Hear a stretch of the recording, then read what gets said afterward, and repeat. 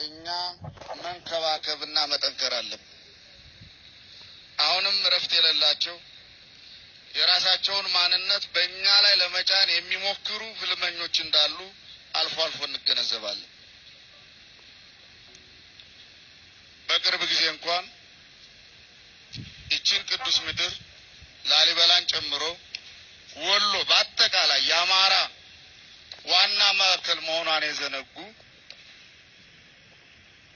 ነገር ግን የሌላ ማህበረሰብ ማዕከል እንደሆነች ለመስበክ የሚዳዱ ሲያጋጥሙን ስናይ የእነሱን ማንነት በእኛ ላይ ለመጫን ምን ያህል እረፍት የሌላቸው ትጉሃን ነገር ግን የማይሳካላቸው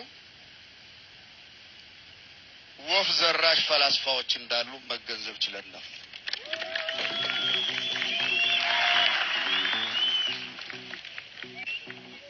በእርግጥ ወሎ የፍቅር ሀገር ነው። ላሊበላም የወሎ አካል ነች።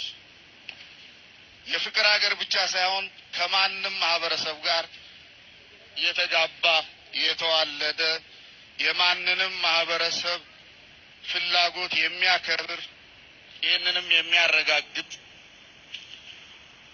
ሁሉንም ህዝቦች የሚያከብር ነው።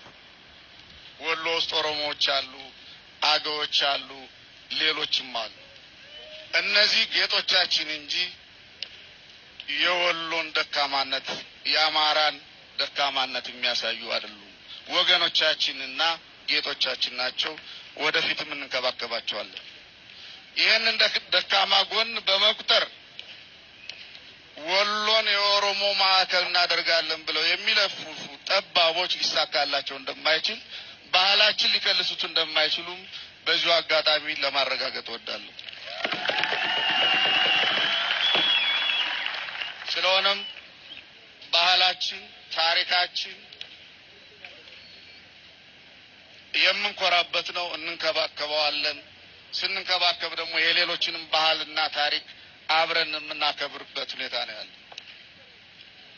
የኛም ባህል አከበርን ማለት የሌላውን የምንወደው እንጂ የምንንቀው አይደለም።